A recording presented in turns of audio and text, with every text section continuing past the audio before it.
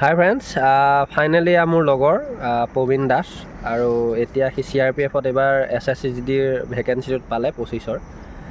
তো তাৰ পৰা এক্সপিৰিয়েঞ্চখিনি আমি ল'ব বিচাৰিম আৰু লগতে কেনেকৈ পালে আৰু জীৱনত কেইটামান ইণ্টাৰভিউ এতিয়ালৈকে দিছে সি, এই কথাখিনি আমি ল'বলৈ চেষ্টা কৰিম। কথাখিনি তেওঁ ক'ব। তুমি প্ৰথমতে কোৱাচোন কি হৈছিলে কি নাই। মই প্ৰথম 2022 মানত নেকি 2021 নে 22 আছিলে পুলিচৰ দিছিলোঁ। তাত তেতিয়া ৰানিংটো যেন তেন ৰখিছিলোঁ আৰু তাৰপিছত লং জাম্প ইমান ভালকৈ মাৰিব নোৱাৰোঁ, ৰিটেনত নাম নাহিলে।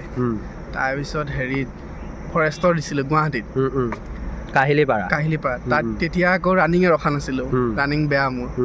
তাৰপিছত লং জাম্পটো মাৰিব নোৱাৰিলোঁ, ৰানিং নৰখিলোঁ যেতিয়া লং জাম্প নহ'লে। তাৰপিছত হ'ল, তাৰপিছত তাতে আকৌ এটা হেৰি আছিল নহয়, জেইল ৱাৰ্ডাৰ আছিল নহয়, 1600 মিটাৰ দৌৰিব লাগে, 7 মিনিট নে কিমান দিছিল। সেইটোত ৰানিঙো ৰখিলোঁ, তাৰপিছত লং জাম্পো বাৰু এক্সিলেণ্টে মাৰিছিলোঁ। তাৰপিছত সেইটো গ'ল, ৰিটেনলৈ নাম নাহিলে কাৰণ পষ্ট বেছি নাছিলে, কিমানটা আছিলে 40ৰ ভিতৰত 36 নে 37 কাট অফ গৈছে আৰু মই পাইছিলোঁ 34। সেইটো হ'ল। তাৰপিছত যোৱা বছৰ 24ত হৈছে নেকি আমাৰ পুলিচৰ এপ্লাই, এইবাৰ যে হৈছিলে 5000 কিমানটা 24ত হৈছে।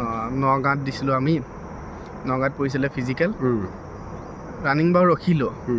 তাৰপিছত লং জাম্পত 3x3টা মাৰিলোঁ। মানে তাৰ কথাটো মই গম পাওঁ, মানে কি লং জাম্প যেতিয়া মাৰিব দিছিলে তেওঁ APRৰ কাৰণেও এপ্লাই কৰা হৈ আছিলে। যদি হয়তো লং জাম্পটো কোৱালিফাই কৰিলে হয় তেতিয়াহ'লে হয়তো APRতো পালে হয়।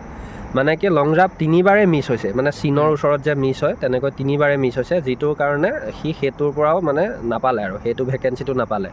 তো তাৰপিছত কি হ'ল কোৱাচোন। তাৰপিছত এতিয়াতো খুব মন বেয়া লাগিছে কাৰণ কিমান 2 বছৰ কষ্ট কৰিছিলোঁ, পঢ়িছিলোঁ তেনেকৈ। 2022 নে 23 মানৰ পৰা প্ৰিপাৰেশ্যন কৰি আছিলোঁ ৰিটেনৰ কাৰণে। ফিজিকেলতো 2 বছৰে কৰিছোঁ, 2 বছৰ কণ্টিনিউ প্ৰেক্টিচ কৰি আছিলোঁ। তাৰপিছত নহ'ল যেতিয়া খুব বেয়া লাগিছিলে, মন চন বেয়া। তাৰপিছত সেইখিনি সময়তে আকৌ নাই নহয়। তাৰপিছত হেৰি SSC কাৰণে ৰিটেন আহিলে, ৰিটেনটো দিব গ'লোঁ, ৰিটেনটো দিলোঁ। তাৰপিছত ৰিটেনৰ ৰিজাল্ট আহিলে, ৰিজাল্টত 91 পাইছিলোঁ নেকি মই। তাৰপিছত নৰ্মেলাইজেশ্যন মিলি পেলাই 99 হ'ল। তাৰপিছত ফিজিকেল প্ৰিপাৰেশ্যন কৰিলোঁ, তোমাৰ লগতে কৰিছোঁ, দেখি ফ্ৰেণ্ডছবিলাকে দেখিয়ে আছে। মানে শুনা, মই হেৰিটো কৈছোঁ, মানে যেতিয়া তেওঁ SSCGDত এপ্লাই কৰিলে, কৰাৰ পিছত পঢ়িছে আৰু জাৰ্ণিটো ষ্টাৰ্ট কৰিলে, কৰাৰ পিছতে ভাল এটা স্ক'ৰ আহিল, যিহেতু 91 বা 90 মাৰ্ক এটা একদম বঢ়িয়া সুন্দৰ মাৰ্ক, আমাৰ SSC হিচাপত চাবলৈ গ'লে খুব সুন্দৰ মাৰ্ক। আৰু সেইটো পোৱাৰ পিছত তুমি মোক কৈছিলা যে কুৱেশ্যনৰ ফালৰ পৰা কিবা এটা মাৰ্ক পাইছিলা, ভুল কুৱেশ্যনৰ পৰা নেকি, নৰ্মেলাইজেশ্যনৰ লগত। মই যেতিয়া হিচাপ কৰিছিলোঁ, ৰিজাল্ট নিদিয়া আগত এখন কিবা এটা আহে নহয়, কি বুলি কয়, এনচাৰ কি আহে, এনচাৰ কি আহে, তেতিয়া হেৰি মই হিচাপ কৰোঁতে 89 ওলাইছিল। তাৰপিছত যেতিয়া নৰ্মেলাইজেশ্যনটো আহিলে তেতিয়া মোৰ মাৰ্কটো আছিলে 91 আৰু নৰ্মেলাইজেশ্যন মিলি পেলাই 99 হ'ল। তাৰমানে কি মোৰ ৰিজনিং এটা আকৌ শুদ্ধ কৰি দিলে নেকি, মানে হয়তো তেওঁৰ ৰিজনিং এটা কোনোবাখিনিত কেতিয়াবা হৈ যায়, তেওঁলোকে মানে ভুল বুলি প্ৰথমতে ভাবে, পিছত আকৌ শুদ্ধ হৈ পেলাই দি দিয়ে, তেনেকুৱা কিবা এটা হ'ল। বা যিয়ে নহওক, তেওঁ ফাইনেল মানে যিটো স্ক'ৰ 91 হ'ল, তাৰপিছত নৰ্মেলাইজেশ্যন হয় 99, মানে প্ৰায় 100ই হ'ল। আৰু তেওঁ কিন্তু এটা অলপ ভুল কৰা বুলি কৈছে যে তেওঁ ফাৰ্ষ্ট প্ৰিফাৰেঞ্চত ৰাখিব লাগিছিল CISF, যিহেতু তেওঁ ছায়েন্সৰ কেণ্ডিডেট বা তেওঁৰ ইমান চেণ্ট্ৰেল ডিফেন্সৰ প্ৰতি তেওঁৰ ইণ্টাৰেষ্টটো অকণমান কম। গতিকে যিয়ে নহওক, তেওঁ ফাৰ্ষ্ট প্ৰিফাৰেঞ্চত CRPF দিলে আৰু সেইদৰে CRPF তেওঁ পাই গ'ল। তেওঁ ভাবা নাছিল যে মই এই চাকৰিটো লাষ্টলৈকে হয়তো পাম, গতিকে তেওঁ দিলে, নেজানিছিলে তেতিয়ালৈকে। আৰু দিয়াৰ পিছত এতিয়া ফাইনেলি CRPF হৈ গ'ল, এপইণ্টমেণ্ট আহিলে। কিন্তু কথাটো হ'ল, তেওঁ যদি মানে CISFত পালে হয়, হয়তো তেওঁ বেছি সুখী হ'ল হয়। গতিকে তেওঁ এতিয়া ভৱিষ্যতত আকৌ সপোন দেখিছে যে APRলৈ তেওঁ আহিব, ভালকৈ ইণ্টাৰভিউ দিলে আৰু হৈও যাব, একো ডাঙৰ কথা নহয়, তেওঁৰ টেলেণ্ট আছে। কিন্তু কথা হ'ল, তেওঁক মই এইখিনি কথা সুধিব বিচাৰোঁ যে তুমি যেতিয়া ৰিটেনৰ কাৰণে পঢ়িছিলা, তুমি কোনটো চেনেল ফ'ল' কৰিছিলা? মই তেনেকৈ চেনেল ফ'ল' কৰা নাই। মই কি কৰিছিলোঁ, মই মানে আগতে মোৰ 10ত আছিলে হিন্দী ইলেক্টিভ, তো হিন্দীখিনি মানে ভালকৈ জানোৱেই আৰু বহুত দিন, এতিয়া 3-4 বছৰমানতো হিন্দী পঢ়াই নাই। ইউটিউবতে যিকোনো চেনেলত গ্ৰামাৰবিলাক চালোঁ, লিখি ল'লোঁ, গ্ৰামাৰখিনি চালোঁ। আৰু তোমাৰ মেট্ৰিকৰ পাৰ্চেণ্টেজ কিমান আছিলে? মেট্ৰিকৰ মোৰ 80 আছিলে। 80%। তাৰপিছত হায়াৰ ছেকেণ্ডেৰী 70। গতিকে গম পাইছা, SSCত আমাৰ এতিয়া এনেকুৱা হৈ থকা নাই যে বহুত কম নম্বৰ বা যেনে তেনে মেট্ৰিকটো পাছ কৰা কেণ্ডিডেটে গৈছে, বহুত ভাল ষ্টুডেণ্টটো সোমাইছে। গতিকে এইটো এটা আমাৰ গৌৰৱৰ কথা, কাৰণ ডিফেন্সত আগতে যেনেকুৱা পৰিস্থিতি এতিয়া সেনেকুৱা নহয়। এতিয়া বহুত ভাল কেণ্ডিডেট আমাৰ ডিফেন্সত সোমাই আছে। তাৰপিছত তোমাৰ কি হ'ল কোৱাচোন? তাৰপিছত সেইখিনি হ'ল আৰু কি কৈছে RWৰ পৰা চাইছিলানে? RWৰ পৰা কি কৈছোঁ হেৰি সেইখিনি হিন্দীখিনি চালোঁ মই। হিন্দীখিনি চালোঁ আৰু ৰিজনিংটো 2 বছৰ কাৰণ মই পুলিচৰ কাৰণে প্ৰিপেৰেশ্যন কৰি থাকোঁতে ৰিজনিংটো চাইছিলোঁ। তাৰপিছত RWৰ পৰা মই হেৰি কৰিছিলোঁ, মক টেষ্ট দিছিলোঁ। প্ৰায় 1 মাহ দেওবৰীয়াকেইটা নে? দেওবৰীয়াকেইটা সপ্তাহে আহে যে সেইকেইটা মই প্ৰায় 1 মাহমান দিছিলোঁ নেকি। সেইকেইটা দিয়ে তাৰপিছত ৰিটাৰ্ণ দিবলৈ গ'লোঁ আৰু মোৰ ভবা নাই যে যেতিয়া তুমি মক টেষ্ট দিছিলা একদম ফাৰ্ষ্ট মক টেষ্টটো মনত আছে নেকি? কিমান পাইছিলা? না 70-80 ভিতৰত ধৰিলে তেনেকৈ ক'লে হ'ল আৰু 70-80 ভিতৰতে আছিলে। মোৰ 190 ওপৰত যোৱাই নাছিলে মক টেষ্টত। দেখিছা, প্ৰথমতে 90 ওপৰত যোৱা নাই আৰু তাৰপিছত একদম লাষ্টৰটোত মনত আছে নেকি? সেয়াই মোৰ এভাৰেজটো থাকে 80 আৰু 90ৰ তলত তেনেকুৱা। এভাৰেজটো সিমানে এভাৰেজ তেনেকুৱা। কিন্তু তুমি জেগাত এনে যেতিয়া মেইন ফাইনেলটো দিছিলা কেনেকুৱা পাইছিলা এক্সপিৰিয়েঞ্চটো?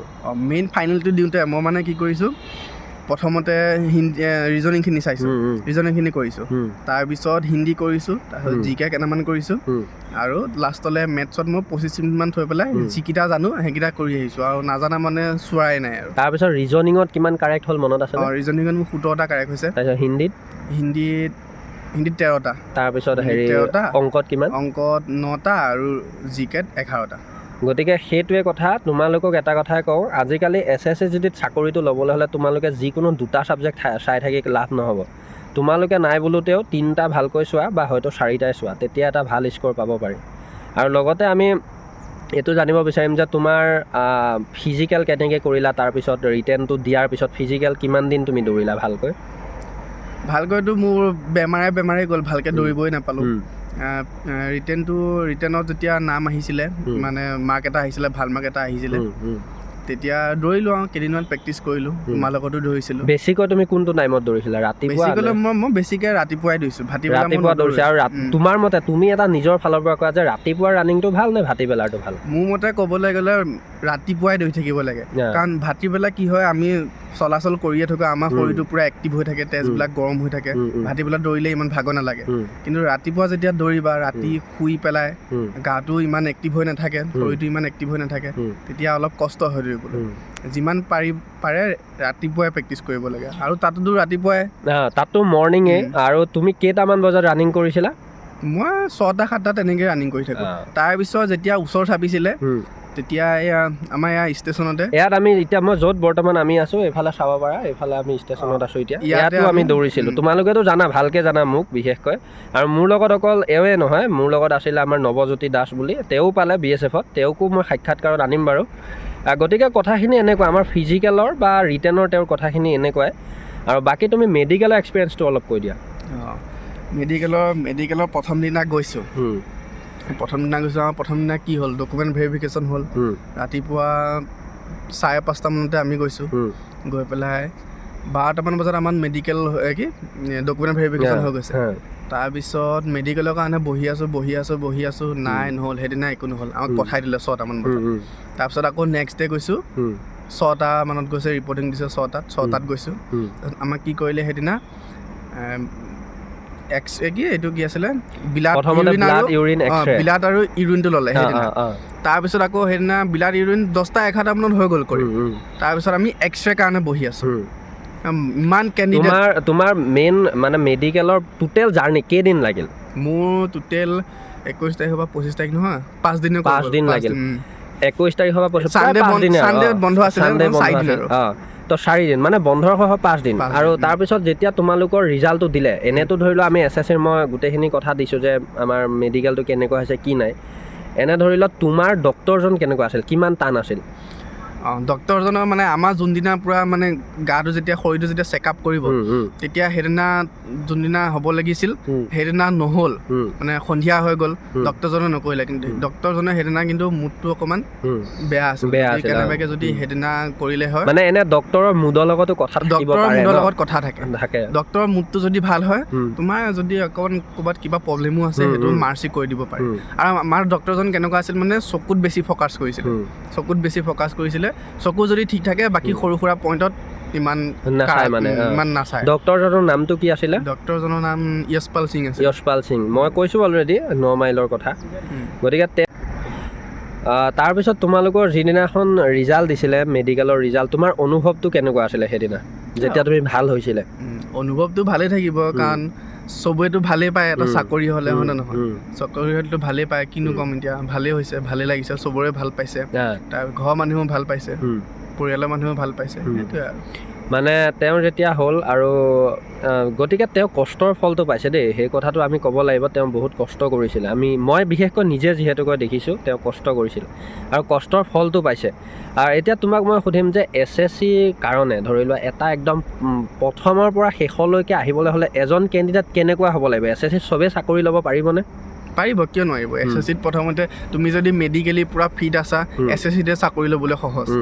অলপ কষ্ট কৰা, হিন্দী আৰু অসম পুলিচ আৰু SSC GDৰ এনে পাৰ্থক্য এটামান তুমি কোৱাচোন, কেনেকুৱা মানে চাকৰি ল'বলৈ কোনটো ইজি বেছিকৈ? অসম পুলিচত কি হ'ব, তুমি ফিজিকেলটোত বহুত গুৰুত্ব দিব লাগে। আজিকালিতো ফিজিকেলত 10 বা 11 মিনিটত সোমালেহে তোমাৰ ৰিটেনলৈ নাম আহিব। 100%। কিমান কেণ্ডিডেট হৈ গ'ল, পোষ্ট ওলাই কেইটামান আৰু কেণ্ডিডেট কিমান, সেইকাৰণে পূৰা ফিজিকেলত পূৰা গুৰুত্ব দিব লাগিব, তেতিয়াহে তুমি অসম পুলিচত যাব পাৰিবা। কিন্তু SSCত কি হয়, ফিজিকেলটো 24 মিনিট দিয়ে, তুমি যিমানত 23:59 সোমালেও তোমাৰ ধুনীয়াকৈ হৈ যাব, তাত মাৰ্কৰ কথা নাথাকে। SSCত তুমি ৰিটেনটো পূৰা গুৰুত্ব দিয়া, ৰিটেনটো ভাল হ'লে 80, আমাৰ অসমৰ কাৰণে 80-90 মান উঠাই দিলে ধুনীয়াকৈ পাই যাব পাৰিবা যদি মেডিকেলি ফিট হয়। গতিকে চোৱা, তেওঁ কিন্তু এটা কথা মই লক্ষ্য কৰিছিলোঁ, তেওঁৰ কিন্তু ফাৰ্ষ্টতে আৰু তেওঁ বিশেষকৈ বহুত দেৰিকৈ তেওঁ ইণ্টাৰভিউত নামিছিলে। মানে তেওঁ প্ৰথমতেতো তেওঁ ছায়েন্সৰ যিহেতু তেওঁ বেলেগ প্লেনিং আছিলে, কিন্তু তাৰ পিছত তেওঁ কিছুমান পৰিস্থিতি থাকে মানুহৰ, হয়, পৰিস্থিতিৰ কাৰণে আমি কিছুমান ড্ৰিম বদলাবলগীয়া হয়। গতিকে তেওঁ বদলাই বহুত দেৰিকৈহে কিন্তু তেওঁ মানে নামিছিলে। আমাৰ হাতত এনেকুৱা উদাহৰণ আছে 32 বাৰ 33 বাৰ ইণ্টাৰভিউ দিয়াৰ পিছত লাষ্ট সফল হৈছে SSC GDত বা অসম পুলিচত, কিন্তু তেওঁ তাৰ তুলনাত বহুত কম ইণ্টাৰভিউ বা কম এক্সপিৰিয়েঞ্চ। কিন্তু এইটো নহয়, মই এইটো কোৱা নাই যে এক্সপিৰিয়েঞ্চটো কম মানে কি SSC GD এক্সপিৰিয়েঞ্চ কম, সেইটো নহয়। কাৰণ SSC GDত যদি তেওঁৰ এক্সপিৰিয়েঞ্চটো কম থাকিলে হয়, তেওঁ কিন্তু খুব কম বয়সতে চাকৰি ল'বলৈ সক্ষম নহ'ল হয়। আৰু তোমাৰ বয়সটো কিমান? এনে বয়সটো এতিয়া বৰ্তমানত কিমান? মোৰ বৰ্তমান বয়স এতিয়া 25 হৈছে। 25 বছৰ। গতিকে চোৱা, এটা SSC যদি চাকৰি ল'বলৈ তোমালোকে যদি 18 বছৰৰ পৰাও লাগি আছা, মোৰ মতে দেই, 18 বছৰৰ পৰা লাগি আছা, 25লৈকে হোৱা নাই, 26লৈকে হোৱা নাই, তোমালোকে চিন্তা কৰিব নালাগে, খালি লাগি থাকিব লাগিব। কাৰণ তেওঁ কিন্তু 18 বছৰৰ পৰা দিয়াই নাছিলে, তেওঁ পিছতেই দিছে, কিন্তু পিছত দি ধৰি লোৱা দুবাৰ দিয়াৰ পিছত সফল হৈছে SSC GDত। গতিকে তেনেকৈ লাগা। আৰু নতুন কেণ্ডিডেটখিনিলৈ তুমি কেনেকৈ ক'বা, এবাৰ লাষ্ট কৈ দিয়া? নতুন কেণ্ডিডেটখিনি কি ভালকৈ পঢ়ক, পঢ়িলে SSC GDত ধুনীয়াকৈ চাকৰি ল'ব পাৰিব যদি মেডিকেলি ফিট থাকে। ৰানিংটোতো চবেই সোমাব পাৰে, 24ৰ ভিতৰত মাৰ্কৰ কথা নাথাকে, 24 মিনিটত সোমালেই হ'ল। সেয়ে পঢ়াটোত অলপ মন দিব লাগিব। আৰু লগতে আৰু এটা কথা কোৱা যে তোমাৰ মেডিকেলত মেইন মানে কেনেকুৱা ল'ৰা ছোৱালী একেবাৰে SSC GDত লাগি লাভ নাই, কেনেকুৱা মানে মেডিকেলৰ কোনটো প্ৰব্লেমৰ কাৰণে? মেডিকেলত নগ্নিটো মেইন প্ৰব্লেম আছে, তাৰপিছত আৰু প্ৰাইভেট পাৰ্টৰ সেই পাইলছ থাকিলে প্ৰব্লেম থাকে, সেইটো আছে। চকুটো মেইন। মোৰ ডক্টৰজনে, আমাৰ যোনজন ডক্টৰ আছিলে, চকুৱে পূৰা ষ্টিককৈ চাইছে, চকুটো মেইন। কালাৰ ব্লাইণ্ডনেছটো চাই, হয়, তাৰপিছত ডিষ্টেঞ্চ ভিজনটো চাই, ডিষ্টেঞ্চ ভিজনত আমাৰ পূৰা ফ'কাছ কৰিছিলে। চকুটো মেইন, চকুত প্ৰব্লেম হ'লে মানে সেইকেইটা বস্তু যদি ঠিকে থাকে তেতিয়া 100% পাৰিব SSC। গতিকে এইখিনিয়ে কথা, আৰু তেওঁক আমি শুভেচ্ছা জনাইছোঁ। এতিয়া বৰ্তমান তোমাৰ জইনিং ক'ত? মোৰ জইনিং এতিয়া 9 মাইলত, গুৱাহাটী 9 মাইলত CRPF। তেওঁৰ য'ত মেডিকেল হৈছিলে, য'ত ফিজিকেল, তেওঁ কপাল ভাল, তেওঁৰ লাক ভাল, ফাৰ্ষ্ট জীৱনৰ জইনিং, য'ত ইণ্টাৰভিউ দিছিলে তাতে জইনিং। গতিকে এনেকুৱা কপাল বহুত কমেই থাকে, কাৰণ বহুতৰে CRPFতে পাইছে, কিন্তু খটখটিত জইন হৈছে, ক'ৰবাত হৈছে, কিন্তু তেওঁ তাতে হৈছে। গতিকে তেওঁক আমি আগবঢ়াই দিছোঁ, দেশৰ হকে যাওক, ভাল কাম কৰক, আগুৱাই যাওক। আৰু লগতে তোমালোকক এটাই কথা কৈছোঁ, তেওঁ আজি সফল হৈছে, নাভাবিবা যে তেওঁ এনেই সফল হৈছে বা ওপৰতে বা ছায়েন্সৰ ষ্টুডেণ্ট হয়, পাব নালাগিছিল। বহুতে তেনেকৈও কয় যে আমাৰ SSC GDত ছায়েন্স কমাৰ্চে পাব নালাগে। একচুৱেলি শুনা, মই এটা কথা কওঁ, ছায়েন্স বা কমাৰ্চ এইটো কথা নহয়, আমাৰ SSC GDটো তাতে উল্লেখ নাই। ফাৰ্ষ্ট কথাটো হ'ল উল্লেখ নাই যে কমাৰ্চৰ কেণ্ডিডেটে দিব নালাগে ছায়েন্সৰ। তেওঁৰ টেলেণ্ট আছে, তেওঁ SSC GDত লৈছে, তোমালোকৰ টেলেণ্ট আছে, তোমালোকে বেলেগত লোৱা, কথাটো তেনেকৈ। কিন্তু কথাটো হ'ল চাকৰি আজিৰ দিনত পোৱাটো বা লোৱাটো ইমান সহজ হৈ থকা নাই। গতিকে তেওঁ ওপৰতে চাকৰিটো পোৱা নাই, গতিকে কষ্ট কৰিছে, কষ্টৰ ফলটোহে পাইছে। আৰু এই ফলটো পাবলৈ হ'লে সেই লেভেলত কষ্টটো কৰিব পাৰিব লাগিব। গতিকে ধন্যবাদ জনাইছোঁ আৰু মই সৰুকৈ এটা মটিভেশ্যনৰ বাবে তেওঁক সাক্ষাৎকাৰ আজি ল'লোঁ। বাকী আৰু কিবা সুধিব লগা থাকিলে মই পিছত বাৰু জনাম তোমালোকক, আৰু মোৰ লগত জড়িত থাকিলে গম পাবাই। বাকী আমাৰ বাৰু আৰু আহি আছে, চাই থাকিবা। ধন্যবাদ।